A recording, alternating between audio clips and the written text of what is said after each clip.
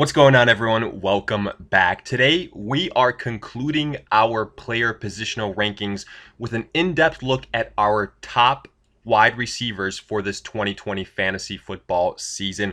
We're going to be talking projections, we're going to be talking tiers, and we're going to be talking expectations, so make sure to tune in. Quick note, this will be a little bit more PPR based, so do keep that in mind. But before we get into it, however, a quick reminder, check out the all-new and updated website at alldaypigskin.com for some exclusive content, and also get yourself a copy of the 2020 ADP Fantasy Football Draft Guide. Great value. It's got everything you could possibly want. Top 150 overall player rankings, individual player projections, tiers, bios, along with guys that you should avoid, guys that you should target, and general fantasy advice. All the details in the description. But for now, let's get right into it. Coming in at number one, we have got, maybe to nobody's surprise, Michael Thomas of the New Orleans Saints. And anytime you're coming off a record-breaking season, it's usually good cause for coming in highly in these type of rankings. And that's exactly what Michael Thomas did, breaking the reception record, finishing with 149 receptions on the season. And oh, by the way, he also led all NFL wide receivers in receiving yards, 1,725 receiving yards and 9 receiving touchdowns. Factor into this that Drew Brees was absent for a period of time, and it makes the stat line even that much more impressive. And it explains why Michael Thomas is being drafted as the first wide receiver pretty much in all formats and early on in the first round. Now, yes, Michael Thomas is our number one tier one wide receiver, number one overall wide receiver, but we do want to point out when it comes to our rankings, specifically in the tier one category of wide receivers, do keep in mind that more or less the separation between these guys, we don't anticipate being all that much, because naturally there's going to be some regression probably on the side of a Michael Thomas, and then there's going to be some betterment stat-wise for some of these other top-notch wide receivers. Because when it comes to Michael Thomas, well, with the addition of an Emmanuel Sanders, who's also one of these target-heavy possession wide receivers, he's going to take away some of those receptions, some of those yards. And he's arguably the best number two wide receiver they've had opposite Michael Thomas in some time now.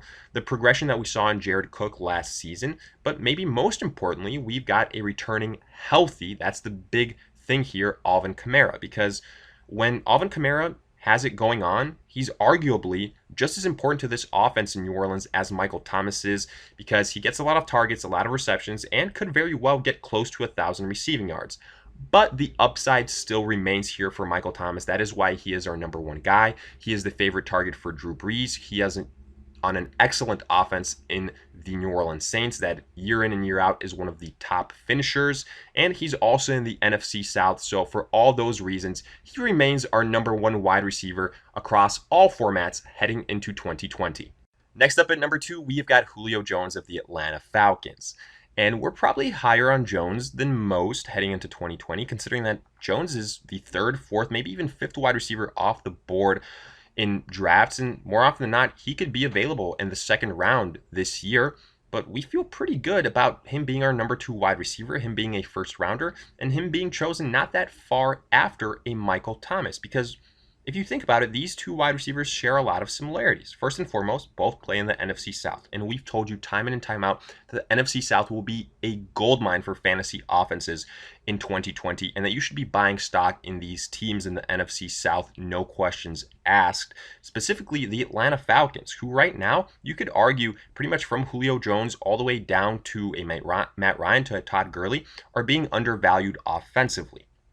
Because this is an offense that is high octane. It plays the Bucks, the Saints twice each, and historically they every single time play a divisional game have high scoring outputs. If you don't believe us, take a look at this.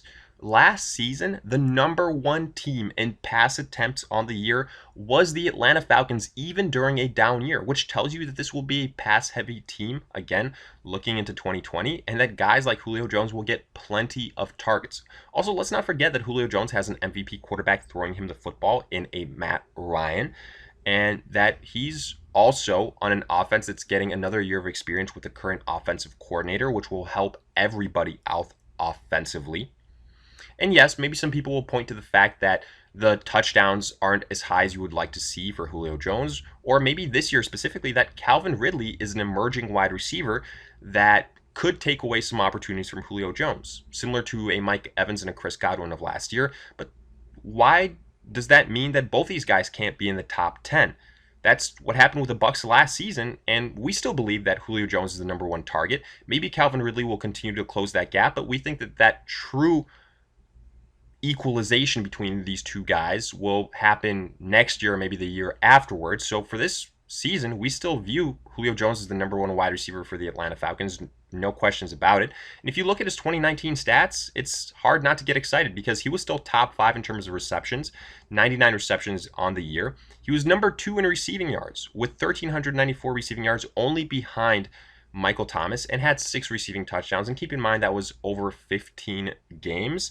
So those numbers could have been a little bit better. Overall, we've got pretty similar stats projected for Julio Jones, about 100 receptions, about 1,350 receiving yards, and 7 receiving touchdowns. Those stats in 2019, keep in mind, were good enough for a number 5 finish in standard formats and a number 3 finish in PPR formats. We expect a very similar type of finish in 2020 with some upside for an expected improved Atlanta offense. For that reason, we view him pretty highly in our tier 1 group of wide receivers. Next up at number 3, we've got DeAndre Hopkins, now a member of the Arizona Cardinals. And with DeAndre Hopkins, a lot of people maybe a little bit split on him. But again, we're pretty high on Hopkins as a tier 1 wide receiver heading into 2020. We honestly don't think that there will be that big of a drop-off after he changed teams from the Texans to the Cardinals this year. Because if you think about it, last season, even though maybe a bit disappointing, he was being drafted as the number 1 or number 2 wide receiver. He finished as the number 10th overall wide receiver in standard formats, number 5 overall in PPR formats, but he still finished tied for number 2 in terms of receptions on the year with 104. Maybe the receiving yards were a little bit disappointing with only 1,165 receiving yards. And maybe the biggest thing here for Hopkins was that he was kind of inconsistent as the year went along. But if you think about it, there were plenty of inconsistent efforts from a lot of tier 1 type of wide receivers. A Julio Jones, a DeAndre Hopkins, a Davante Adams, a Tyreek Hill last season. Pretty much everyone other than Michael Thomas. But, I mean, in fairness, that's why Michael Thomas is our number 1 guy. Afterwards, it's these guys in Julio Jones, DeAndre Hopkins, etc. And yes, we realize that there will be some inconsistencies, but a lot of people view this Arizona offense as maybe one of the most improved heading into 2020. And they've got Kyler Murray as potentially that next breakout young quarterback, similar to Mahomes, similar to a Jackson. And if that is the case, well, everyone on this offense, including DeAndre Hopkins, will benefit greatly. There's some nice pieces there around Hopkins to take away pressure from him so that he can go ahead and dominate week in and week out in a Larry Fitzgerald and a Christian Kirk. And he should still be the number 1 wide receiver on this team that is going to be high octane with what Cliff Kingsbury wants to do. Right now, we've got projection-wise around 100 receptions for Hopkins, 1,250 receiving yards, and then right around 8 receiving touchdowns. That should be good enough to have him finish as a top 5 wide receiver, especially in PPR formats. So right now, we're still pretty high on Hopkins heading into 2020. At number 4, we've got Davante Adams of the Green Bay Packers, and this is also where we officially round out our tier 1 group of wide receivers. Now, probably we'll still have a lot of people say, well, you've got Adams ranked way too low. Usually he's the number 2 wide receiver after Michael Thomas. And again, we'll point out that when it comes to this tier 1 group of wide receivers, you really can't go wrong with whoever you select, and the separation won't be all that much. The main reason why we have Adams where we do is simply because of difference in offensive philosophy. And what we mean by that is the aforementioned 3 wide receivers are on teams with pass-heavy mentalities, whereas the Green Bay Packers, maybe that was the case a couple of years ago, but now with LaFleur there, this is becoming a situation similar to the Tennessee Titans that is run first. And we still don't really know how the Packers view Aaron Rodgers going forward. Now, for what it's worth, we still view him as a, future Hall of Fame quarterback that can absolutely sustain a top 5 fantasy wide receiver. And I guess that's what really matters here, because even though this will be a run-first team, Davante Adams is by far and away the favorite target for Aaron Rodgers. And since the Packers didn't do all that much to really add different weapons offensively, Davante Adams will have plenty of opportunities. So that will counteract the fact that this is a run-first offense to some degree. That's why we're not that worried about Davante Adams. The high ceiling is still there. Now, looking at 2019, it was disappointing, definitely. Davante Adams finished as the number 29 wide receiver in standard and number 23 wide receiver in PPR formats because he did miss 4 games due to injury. Yet he still had 83 receptions for close to 1,000 yards and 5 receiving touchdowns. So for those reasons, anticipating a fully healthy season, we think Davante Adams gets close to 100 receptions, over 1,200 yards, and he usually excels in the receiving touchdown category. So we projected him for 8 receiving touchdowns. All in all, we believe he should be a top 5 wide receiver, and you should get performances closer to what we saw from him in 2018 compared to 2019. And for that reason, we have him as, again, a slam dunk tier 1 wide receiver for 2020. At number 5, we have got Mike Evans of the Tampa Bay Buccaneers. This is also officially the start of our tier 2 group of wide receivers. Only difference compared to the tier 1 group of guys, you've got a slight step down. You're probably not going to see as many receptions, which will be a bigger factor in PPR formats, and maybe not the clear-cut number 1 option on their respective teams. With Mike Evans, you can definitely make that argument with the presence of a Chris Godwin, and that's honestly probably the biggest thing that people are going to want us to address here, because in the majority of rankings and drafts, you see Chris Godwin being drafted and ranked ahead of Mike Evans, and sometimes substantially so. But we want to go ahead and point out that the more likely scenario is that Mike Evans and Chris Godwin both, again, have probably top 10 finishes in store for them, but that their separation won't be all that much. Tom Brady does a great job of airing out the football, and we don't think that Mike Evans will have as many dud games as he did last season, kind of up and down performances, because for all the down performances that he also had some huge blow-up games as well. But he maintains that upside with Tom Brady there. In fact, the only thing that happens positive-wise is that his floor is elevated. Now, yes, there are a lot of mouths to feed for this offense, but Mike Evans and Chris Godwin should be at the top of the pecking order. This is the best group of offensive weapons that Tom Brady has ever had, with Bruce Arians there who will green light Brady to go ahead and air it out. Great things are in store offensively for the Bucs. Now, Mike Evans specifically, again, similar to some of other wide receivers that we've mentioned, Julio Jones, Michael Thomas, plays in the NFC South. This is a gold mine offensively. Fantasy-wise, the Bucs will play the Saints and the Falcons each twice a year. Those are great things. Now, for Mike Evans, looking at his stats last season, he was the number 8 wide receiver in standard formats, 15th overall in PPR formats. So Evans, yes, sure, a little bit better suited in standard formats. We recognize that, but we're very high on him on 2020. Keep in mind that he only had 67 receptions and 1,157 receiving yards in 2019, but that was through 13 games played, so he wasn't healthy for the entire year. With a anticipated 16-game performance for 2020, we think that both him and Chris Godwin will be top 10 options in PPR formats with the newly acquired Tom Brady. Continuing on to number 6, we've got Tyreek Hill of the Kansas City Chiefs. And Hill, yes, was a disappointment last season, but really not through a fault of his own. It was because of injury.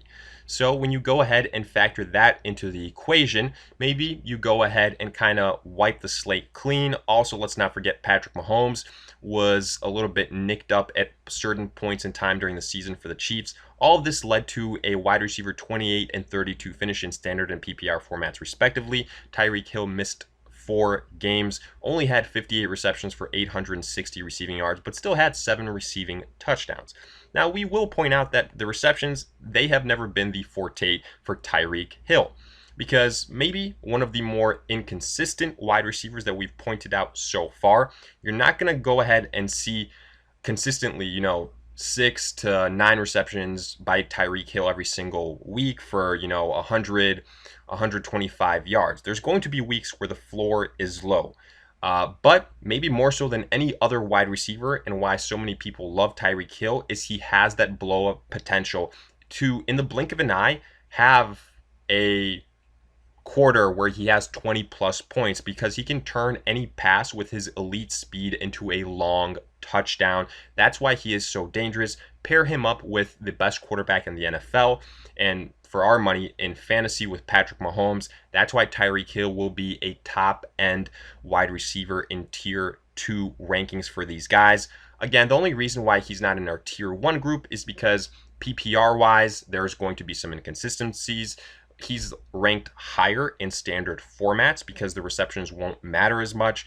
You're going to go ahead and have some dud weeks from time to time. But all in all, when it's said and done, we project, around 80 receptions, close to 1,200 receiving yards, and 9 touchdowns. And maybe that's even a little bit conservative because Tyreek Hill is one of these guys that can absolutely blow up. And when he strings together a couple of big games with, several long touchdowns, you're going to go ahead and see a lot of success from him this season. For that reason, we've got him coming in at number 6. Next at number 7, we have got Chris Godwin of the Tampa Bay Bucks. And we told you the separation wouldn't be that much between Evans and Chris Godwin. And again, a lot of people might be frowning that Chris Godwin is lower than Mike Evans, but in our eyes, the reason for this is because we see Mike Evans as someone that has a higher upside in terms of receiving yards and receiving touchdowns. For that reason, Chris Godwin is slightly below him. But honestly, whoever you go with here, whether it's Evans, whether it's Chris Godwin, we think you cannot go wrong. This Tampa Bay offense projects to be one of the best in the NFL. Tom Brady is an excellent quarterback that is going to be a much bigger improvement accuracy-wise compared to Jameis Winston. So there's going to be more sustained offensive drives, and there will still be that same upside that there was before. Even though, like we mentioned with Evans, that there are a lot of mouths to feed here offensively, Chris Godwin and Evans will both be the top 2 options. And we continue to anticipate that both these wide receivers still have that top 10 fantasy upside finish in 2020, similar to what they did in 2019. Right now, we've got Godwin projected for 85 receptions, 1,200 receiving yards, and 8 receiving touchdowns. If you guys personally, have Chris Godwin a little bit higher in PPR formats than you do Mike Evans, again, it makes all the sense in the world. It's ultimately going to come down to a personal preference ranking Evans and Godwin because they both are very skilled. Evans maybe just a little bit more physical and can go ahead and dominate on those deep balls, but Godwin has some of that security reception-wise, has a little bit of a higher ceiling there. But at the end, it is splitting hairs. Both these guys project to be top 10 finishers in 2020 for fantasy football. At number 8, we have got our final tier 2 wide receiver in Kenny Golloday of the Detroit Lions. And Golloday may be a little bit underappreciated because these last 2 seasons, he has just been getting it done and continue to elevate his draft stock as now he is a bona fide top end wide receiver. The only reason we have him as a tier 2 guy is because similar to some other names like a Tyreek Hill, like a Mike Evans, his reception output isn't usually all that high. Last season, only 65 receptions. So he is a little bit better suited for standard formats, as you can tell by the fact that he was the number 3 overall standard finisher in wide receiver scoring last season and number 9 overall in PPR formats. He did have 1,190 receiving yards, 11 receiving touchdowns, so a really nice big number there that could see some negative regression. But let's also not forget that Matthew Stafford did not play the entire season for the Detroit Lions last year. And the drop-off in talent from Matthew Stafford to whoever plays quarterback for the Detroit Lions afterwards is a big one because Stafford missed the second half of the season for the Detroit Lions, only played 8 games. Yet, if he was on his trajectory that he started the year off with, he would have gotten pretty much 5,000 yards right on the nose. And we've said it before, when the Detroit Lions return to being a pass-heavy team, that is when we love Matthew Stafford as an underrated quarterback, especially in fantasy, because a couple years ago, he was getting, around 5,000 yards over that as well, pretty consistently. And with Stafford being there for a full 16 games, he's going to counteract some of those regressions that Kenny Golloday will have. So for that reason, we still see Golloday as a good option for a number 1 wide receiver, especially in standard formats. But since we are focusing a little bit more so on the PPR side, Golloday is a little bit lower on this specific list. Next up at number 9, we have got Cooper Kupp of the LA Rams, and this is officially where we get into tier 3 wide receiver category. Basically, this is the beginning of the mid-level wide receiver ones who have had production before at a high level, but maybe consistency is an issue. You might start to see a drop in receptions and some yards and some touchdowns, and sure, they're on great offenses with other great players around them, but that also might limit their production. Some of these guys will be top 10 wide receiver status, as we expect the case to be with Cooper Kupp. Now, maybe you're up in arms because Cooper Kupp, a lot of people were projecting to have kind of a regression type of year in 2020, and many even have Robert Woods right next to Cooper Kupp or even ahead of him. And yes, we agree that Robert Woods and Cooper Kupp probably will finish pretty closely at the end of the year. Maybe the defining factor will be touchdowns, where we expect a little bit of an edge for Cooper Kupp, who has excelled in that category these last couple of years. But let's go ahead and look at the 2019 campaign for Kupp, because it was a tale of two halves. Kupp came out firing and then did have a bit of a cold run. But still, it was good enough for a wide receiver 4 finish across all formats. Through 16 games, he had 94 receptions, 1,161 receiving yards, and 10 touchdowns. Now, there are some question marks about Kupp's involvement in the offense, with multiple tight end sets being run toward the end of the season, that taking away opportunities from Kupp. But let's also not forget the departure of Brendan Cooks, which will free up some targets. We still believe that Kupp will be the preferred option for Jared Goff on still a pass-oriented offense, because there are question marks with the offensive line and at the running back position after the departure of Todd Gurley. So by all accounts, Kupp should still have plenty of opportunities. The question is, what will the separation between him and then the expected Robert Woods be at the end of the year? We expect it to be a couple of spots, not by all that much, but because Kupp at this point in time has a higher ceiling in the reception and specifically in the receiving touchdown category, he goes ahead of Robert Woods and sneaks into our top 10 list of wide receivers. Coming in at number 10, we have got Calvin Ridley of the Atlanta Falcons. And again, we are doubling down here on the Atlanta Falcons offense. We kind of mentioned it before, but don't be surprised if the Falcons pull a Tampa Bay from last year and sustain 2 top 10 fantasy options.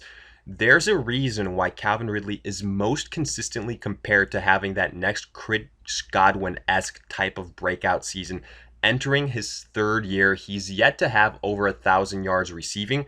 Maybe last year could have been that year, but some injuries prevented it from happening. But again, Ridley is starting to close the gap between himself and Julio Jones. Last season, wide receiver 23 in standard formats, wide receiver 27 in PPR formats, only played 13 games. He had 63 receptions, so he is a little bit more of a standard suited wide receiver. But on this extremely potent offense for the Atlanta Falcons, we are buying all of this stock. We think that Ridley has all the abilities to make that big time jump in his 3rd season, and currently we have him projected for 80 receptions for 1,050 yards and 8 receiving touchdowns, considering he had 7 touchdowns last season and still missed 3 games. That 8 receiving touchdown number is very doable. We believe the Falcons will have plenty of scoring opportunities. Calvin Ridley and both Julio Jones will benefit aplenty, but we expect Calvin Ridley to make the biggest jump out of these wide receiver 2s that we saw last season and these 3rd-year wide receivers. Next at number 11, we have got Adam Thielen of the Minnesota Vikings, and 2019 was a disappointing season for Thielen because he did go through his fair share of injuries, only played 10 games. He was the 56th overall rated standard wide receiver, 64th in PPR formats, only had 30 receptions for 418 receiving yards and 6 touchdowns. But 2020 should be quite different for Thielen and the Vikings receiving core because Stephon Diggs no longer there, which means that Thielen is now the unquestioned number 1 guy. And there is a bit of a drop-off afterwards in terms of next best available wide receiver, which honestly might be rookie Justin Jefferson. And with rookies expected in 2020 due to the situation to go ahead and have a slower start, we think that Thielen will continue to be one of the main targets for Kirk Cousins going forward into the 2020 season. And even though last year was a down year for Thielen, factor in the injuries, the 2 years prior, he was averaging 100 receptions on the year. So he really does have that nice PPR ceiling that would make him a higher option in these type of scoring formats. And even though, yes, the Minnesota Vikings are a run-oriented football team with Dalvin Cook and company, Adam Thielen is arguably the Dalvin Cook of that receiving core. That's how important he is to this offense. And Kirk Cousins, even though last season didn't have over 4,000 yards passing, the previous 4 years he had over 4,000 yards on average. So we know that he can go ahead and air it out. So for that reason, Thielen should be in a nice little underrated role maybe to go ahead and succeed and get back to what we've seen from him from the 2 years prior and get pretty close to a top 10 finish, specifically in PPR formats. And finally, coming in at number 12, we have got Amari Cooper of the Dallas Cowboys. Now, a lot of people are pretty split on Amari Cooper at this point in time, but we still believe that he is the wide receiver to own for the Dallas Cowboys, the number one guy that will be benefited from the fact that Michael Gallup is making strides as well, and that there's an excellent addition in CeeDee Lamb in the first round of the NFL draft. All of these things will help aid Amari Cooper and hopefully make him a little bit more of a consistent wide receiver in 2020, because he did have streaks where he would explode and then kind of disappear. Those home-away splits for him were pretty up and down.